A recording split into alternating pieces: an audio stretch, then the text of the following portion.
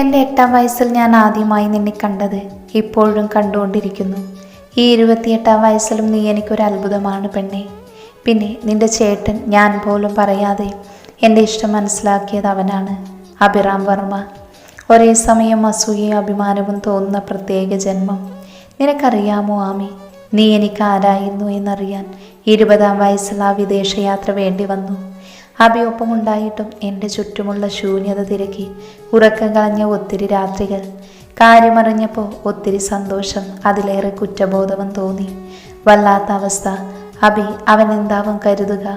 ഓരോ ദിവസവും ഞാൻ സ്വയം നേറി അവനോട് പോലും പറയാതെ. എന്നാൽ എന്നേക്കാൾ എന്നെ അറിയുന്നത് അവനാണ്.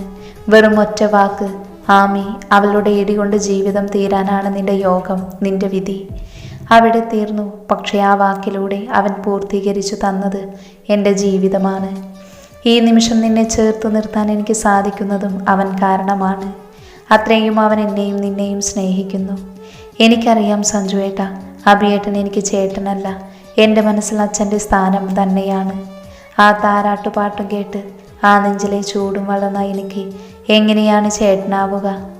ആമി, നീ അത് ചെയ്യരുതെന്ന് പറഞ്ഞാൽ ചെയ്യാത്തത് പേടിയായിട്ടല്ല, മറിച്ച് ആ മനുഷ്യൻ്റെ അടുത്തുള്ള സ്നേഹം കൊണ്ടാണ്. ഈ ഒരു നിമിഷം ഈ നെഞ്ചിൽ നിന്ന് പിടിച്ചു മാറ്റി നീ സഞ്ജുവിനെ മറക്കണമെന്ന് പറഞ്ഞ. സോറി സഞ്ജുവേട്ട, ഞാൻ അനുസരിക്കും.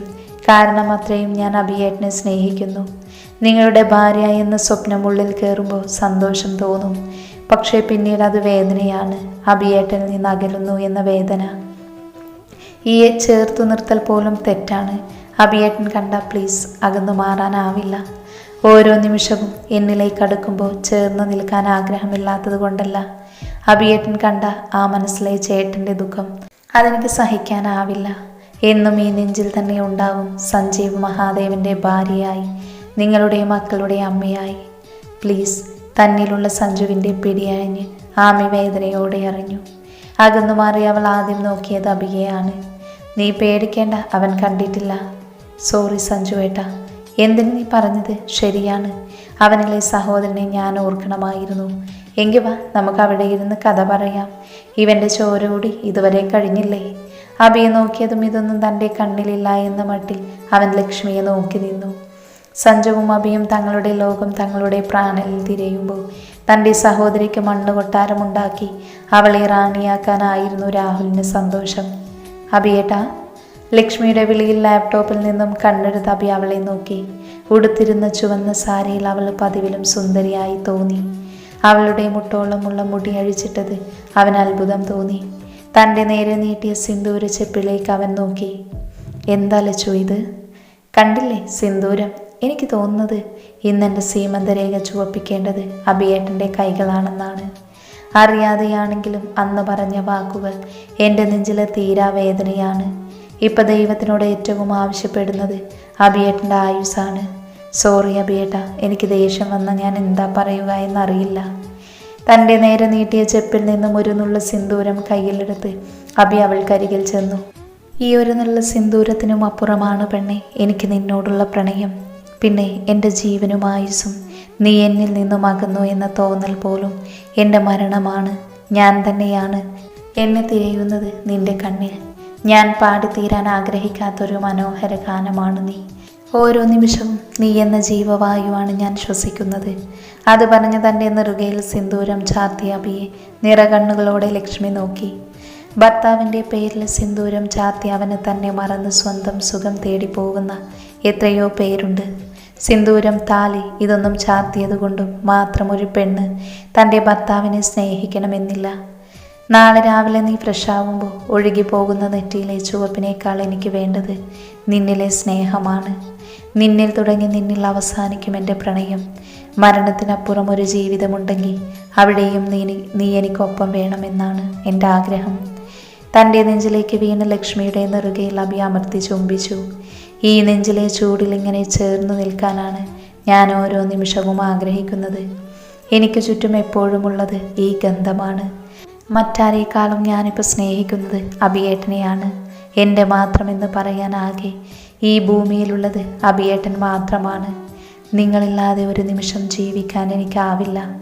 ഈ നിമിഷം ഈ മനസ്സും ശരീരവും പറയുന്നത് അഭിറാം എന്ന പേര് മാത്രമാണ്. നിങ്ങളിൽ അലിഞ്ഞു ചേരാൻ ഞാൻ കൊതിക്കുന്നത്. അതൊക്കെ പോട്ടെ, നീ രാത്രിയിൽ എവിടെ പോകുന്നു? സാരിയൊക്കെ എടുത്ത്. ഞാനും ചാവാൻ.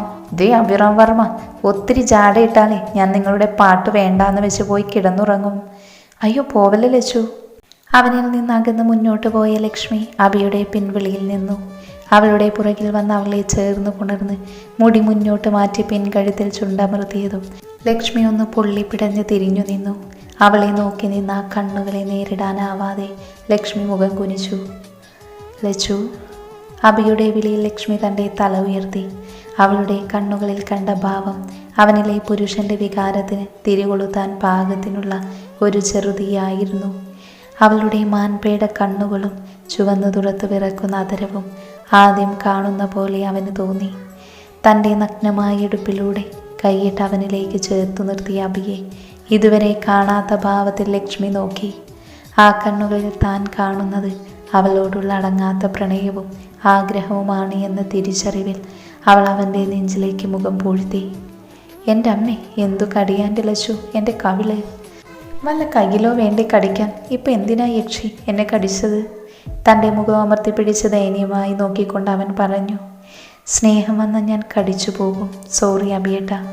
പിന്നെ കൈയും നെഞ്ചുമൊക്കെ നിങ്ങൾ ഉരുട്ടി വെച്ചിരിക്കുന്നത് കൊണ്ട് പല്ലിറങ്ങില്ല. കവിളാണ് നല്ലത്, എൻ്റെ പല്ല് പോവില്ല. അവനോട് കൂടുതൽ ചേർന്നു നിന്ന് അവൻ്റെ ചെവിയിൽ അവൾ മൃദുവായി പറഞ്ഞു. സ്നേഹം ഒരു നദി പോലെയാണ്. ഇത്ര ഭാഗം വാത്സല്യം, ഇത്ര ഭാഗം പ്രണയം, ഇത്ര ഭാഗം സൗഹൃദം എന്നൊന്നും വേർതിരിക്കാൻ പറ്റില്ല.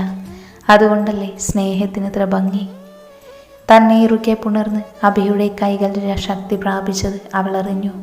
തൻ്റെ ശരീരത്തിൽ എന്തോ തേടി നടന്ന ആദരങ്ങളുടെ ചൂട് അവളിലെ സ്ത്രീക്ക് താങ്ങാവുന്നതിലും അധികമായിരുന്നു. എന്നാലും അടർത്തി മാറ്റാൻ ആഗ്രഹിക്കാതെ അവൾ അവനെ ചേർത്തു പിടിച്ചു. ഇനിയും ആ നിൽപ്പ് തുടർന്ന തൻ്റെ ശരീരം തളർന്നു താഴെ വീഴുമെന്ന് അവൾക്ക് തോന്നി. ഇനിയൊരു കാരണത്താലും തൻ്റെ പ്രാണന് തന്നിൽ നിന്നും അകലാൻ പാടില്ല. അഭിയേട്ട. വിറയ്ക്കുന്ന ചുണ്ടുകളോടെ അവൾ വിളിച്ചു. അവളുടെ കഴുത്തിൽ നിന്ന് മുഖം ഉയർത്തി അഭി അവളെ നോക്കി. തൻ്റെ പെണ്ണിനെ മറ്റാരേക്കാളും നന്നായി അറിയുന്നത് അവളുടെ പുരുഷനാണല്ലോ. അവൾക്ക് മനോഹരമായൊരു പുഞ്ചിരി സമ്മാനിച്ച് അഭി അവളെ തൻ്റെ കൈകളിൽ കോരിയെടുത്ത് ബെഡിൽ കിടത്തി. ആ കൈകൾ തൻ്റെ അണിവയറിൽ കാട്ടിയ കുസൃതിയുടെ പരിണിത ഫലമായി അവളുടെ കണ്ണുകൾ കൂമ്പിയടഞ്ഞു. ലച്ചു. ആ വിളിക്കൊപ്പം തൻ്റെ മുഖത്തേക്ക് വീണ അവൻ്റെ വിയർപ്പ് തുള്ളികളുടെ തണുപ്പിൽ അവൾ കണ്ണുകൾ വലിച്ചു തുറന്നു. തന്നിലേക്ക് അമർന്നു തൻ്റെ സമ്മതത്തിനുറ്റുനോക്കിയ തൻ്റെ പ്രാണന് സമ്മതമെന്നോണം ആ നെറ്റിയിൽ ഒരു ഉമ്മയായിരുന്നു മറുപടി. തൻ്റെ കണ്ണിൽ അമർത്തി ചുംബിച്ച അവനെ അവൾ തൻ്റെ കൈകൾ കൊണ്ട് ചേർത്ത് പിടിച്ചു. കണ്ണിൽ നിന്നൊഴുകിയ ആദരം മൂക്കിൻ തുമ്പിൽ അമർത്തി ചുംബിച്ചു. ഇണയെ തേടി താഴേക്ക് അവളുടെ ആദരത്തിൽ എത്തി നിന്നെങ്കിലും യാതൊരുവിധ പ്രതികരണവും കാണാതെ അവൾ തൻ്റെ കണ്ണുകൾ തുറന്നു. ലച്ചു, ഈ ശരീരം എനിക്ക് വേണ്ടി വേദനിക്കുന്നതും ഈ കണ്ണ് നിറയുന്നതും എനിക്ക് ഹൃദയം കീറി മുറിക്കുന്ന വേദനയാണ്. പക്ഷേ എന്നിലെ പുരുഷൻ അപൂർണനാണ്. അതും പൂർണ്ണമാക്കാൻ ഈ ലോകത്ത് നിനക്കേ സാധിക്കൂ. സോറി മോളെ. തൻ്റെ കണ്ണുകളിൽ നോക്കി അത്രയും പറഞ്ഞ അഭിയെ അവൾ നിറകണ്ണുകളോടെ നോക്കി. അഭിയേട്ടാ. ആ വിളിയിൽ അവൻ അവളെ നോക്കി. പുരുഷൻ്റെ സ്നേഹവും സ്ത്രീയുടെ സ്നേഹവും രണ്ടാണ്. ആഹ്ലാദിപ്പിക്കുന്നവളെ മാത്രമേ പുരുഷന് സ്നേഹിക്കാൻ സാധിക്കൂ. എന്നാൽ സ്ത്രീക്ക് അവളെ വേദനിപ്പിക്കുന്നവനെയും സ്നേഹിക്കാൻ സാധിക്കും. അഭിയേട്ട, എന്നിൽ നിന്ന് ശരീരം കൊണ്ടുപോലും ഒരു തിരിച്ചുപോക്ക് നിങ്ങൾക്ക് സാധിക്കില്ല. അത്രയും എൻ്റെ മനസ്സും ശരീരവും നിങ്ങൾ ആഗ്രഹിക്കുന്നു. എന്നിലെ സ്ത്രീയുടെ പൂർണ്ണമാക്കുക എന്നത് അഭിയേട്ടൻ്റെ കടമയാണ്. തൻ്റെ ആദരത്തിൽ അമർത്തി ചുംബിച്ച് അത്രയും പറഞ്ഞ ലക്ഷ്മിയെ അവൻ സ്നേഹത്തിൽ നോക്കി. തനിക്ക് വിധേയായി കിടക്കുന്ന അവളുടെ ആദരത്തിൽ അഭിയുടെ ആദരം അമർന്നു. പ്രേമം ഒരു പനിനീർ പൂവാണ്. മനസ്സിൽ കാമവും പ്രണയവുമില്ലാത്ത ഏതു മനുഷ്യനാണ് ഭൂമിയിലുള്ളത്? താൻ അർദ്ധനഗ്നയാവുന്നതും പിന്നീട് പൂർണ്ണ നഗ്നയാവുന്നതും ഒരു ഞെട്ടലിൽ ലക്ഷ്മി അറിഞ്ഞു. അഭിയുടെ ഉമിനീരും വിയർപ്പും തൻ്റെ ശരീരത്തിൽ പടരുന്നതും ആ ചുണ്ടുകൾ തൻ്റെ ശരീരത്തിൽ മൊത്തം അമരുന്നതും ഒരുതരം പറഞ്ഞറിയിക്കാനാവാത്ത അനുഭൂതി അവളിലേക്ക് വന്നു നിറയുന്നത് ലക്ഷ്മി അറിഞ്ഞു. ഞാൻ ഒരാളെയും ഇതുവരെയും ഇങ്ങനെ സ്നേഹിച്ചിട്ടില്ല. ഇങ്ങനെ സ്നേഹിക്കാനുള്ള കഴിവ് എനിക്കുണ്ടെന്നത് പുതിയ അറിവായിരുന്നു. അതുകൊണ്ട് ഈ നിമിഷത്തെ ഞാൻ നശിപ്പിക്കില്ല. ഏറെ നേരത്തെ ശ്വാസനിശ്വാസങ്ങൾക്കും കിതപ്പിനും അപ്പുറം അവളുടെ മാറിലേക്ക് അഭി തളർച്ചയോടെ വീണു. താൻ പൂർണ്ണമായതിൻ്റെ സന്തോഷമാണോ അതോ ആതിരതിയുടെ വേദന എന്നോ അറിയാതെ ലക്ഷ്മിയുടെ കണ്ണുകൾ അനുസരണയില്ലാതെ നിറഞ്ഞു. അവൻ്റെ തലയിൽ തലോടിയിരുന്ന കൈയെടുത്തവൻ അമർത്തി ചുംബിച്ചു. Thank you. ഈ നിമിഷം എന്നിലെ പുരുഷൻ പൂർണ്ണനാണ്. എൻ്റെ ജീവിതത്തിലെ ഏറ്റവും മനോഹരമായ സമയമാണിത്. സോറി, എനിക്ക് വേണ്ടി നിറഞ്ഞ കണ്ണുകൾ നിനക്ക് വേദനിച്ചോ എന്ന ചോദ്യത്തിന് അർത്ഥമില്ല. ഇത്രയും നേരം എനിക്ക് വേണ്ടി എന്നിൽ നിന്ന് നീ ഒളിപ്പിച്ചു പിടിച്ചത് ആ വേദനയും കണ്ണുനീരുമാണ്. ഒരു സ്ത്രീയും അവൾക്ക് വേണ്ടി മാത്രമല്ല അഭിയേട്ട വേദന സഹിക്കുന്നത്. ഒരു കുഞ്ഞു ജീവൻ ഭൂമിയിൽ വരാൻ ഒരു സ്ത്രീ അനുഭവിക്കുന്ന മരണവേദന അവളുടെ കുഞ്ഞിന് വേണ്ടി മാത്രമല്ല, അതുവരെ ഭർത്താവായിരുന്ന അവളുടെ പാതിയെ അച്ഛനാക്കാൻ കൂടി വേണ്ടിയാണ്. നിങ്ങളെക്കാൾ വലുതായി മറ്റെന്താണ് എനിക്ക് വേണ്ടത്? ഈ നെഞ്ചിൽ കിടക്കുമ്പോൾ ഞാൻ തന്നെയാണ് ലോകത്തെ ഏറ്റവും ഭാഗ്യമുള്ള പെണ്ണ് എന്നെനിക്ക് സ്വയം തോന്നുന്നു. പിന്നെ മലയാള സിനിമയ്ക്ക് എൻ്റെ വക ഒരു ഗായകൻ, അതാണ് ഞാൻ കണ്ട സ്വപ്നം. ക്രെഡിറ്റ് എനിക്ക് തന്നില്ല എങ്കിൽ മോനെ അഭിറാം വർമ്മ, നിങ്ങളെ കണ്ണ് ഞാൻ കുത്തിപ്പൊട്ടിക്കും. അഭിയേട്ടൻ കേൾക്കുന്നുണ്ടോ? ലച്ചു, എനിക്ക് നല്ല ഉറക്കം വരുന്നുണ്ടോ എന്നൊരു ഡൗട്ട്. ഉറങ്ങിയാലേ തല ഞാൻ തല്ലി പൊളിക്കും. നിങ്ങളുടെ ഫസ്റ്റ് നൈറ്റ് ലാസ്റ്റ് നൈറ്റ് എന്ന് തന്നെ ആവും. പാടഭിയേട്ടാ. ഈ പാട്ട് ഞാൻ എപ്പോഴേ കേട്ടു തുടങ്ങിയതാ. പക്ഷെ നിന്നെ കണ്ടപ്പോൾ തൊട്ട് നിനക്ക് വേണ്ടി മാത്രമാണ് എന്നാണ് എൻ്റെ മനസ്സ് പറയുന്നത്. പാടിക്കഴിഞ്ഞതും അവളെ നെഞ്ചിൽ നിന്നും മാറ്റി നിറഞ്ഞ കണ്ണുകളുമായി അവൻ എണീറ്റിരുന്നു. ലക്ഷ്മി അവളുടെ മുഖം അവൻ്റെ നഗ്നമായ പുറത്ത് ചേർത്ത് വെച്ചു. മനോഹരമായ ശബ്ദമാണ് അഭിയേട്ടൻ്റെ. സഞ്ജുവേട്ടൻ പറഞ്ഞ പോലെ ലയിച്ചിരുന്നു പോകും. എൻ്റെ ശബ്ദത്തിന് പോലും നിന്നോട് പ്രണയമാണ് പെണ്ണെ. ഇത്ര വർഷമായി എന്നെക്കൊണ്ട് പറ്റില്ല എന്ന് ഞാൻ കരുതിയ കാര്യമാണ് ഈ നിമിഷം സംഭവിച്ചത്. തൻ്റെ പുറത്തമർത്തി ചുംബിച്ച ലക്ഷ്മിയെ തൻ്റെ നെഞ്ചിലേക്ക് ചേർത്ത് വെച്ച അഭി അവളുടെ തലയിൽ ചുണ്ടമർത്തി. സൂര്യയുടെ മുറിയിലെ ബഹളം കേട്ട് അങ്ങോട്ട് ചെന്ന രാമചന്ദ്രൻ അവിടെ കണ്ട കാഴ്ച ആ അച്ഛന് താങ്ങാവുന്നതിലും അപ്പുറമായിരുന്നു. എല്ലാം വലിച്ചു വാരിയിട്ട് തൻ്റെ ദേഷ്യം ഭിത്തിയിലിടിച്ചു തീർക്കുന്ന അവളെ കണ്ട് ആ കണ്ണുകൾ നിറഞ്ഞു. മോളെ, നീ എന്തേ കാണിക്കുന്നത്? വിടുടാടി, എന്തിനാ ഇപ്പം ഇങ്ങോട്ട് വന്നത്? മോളെ, എന്താ പറ്റിയത്?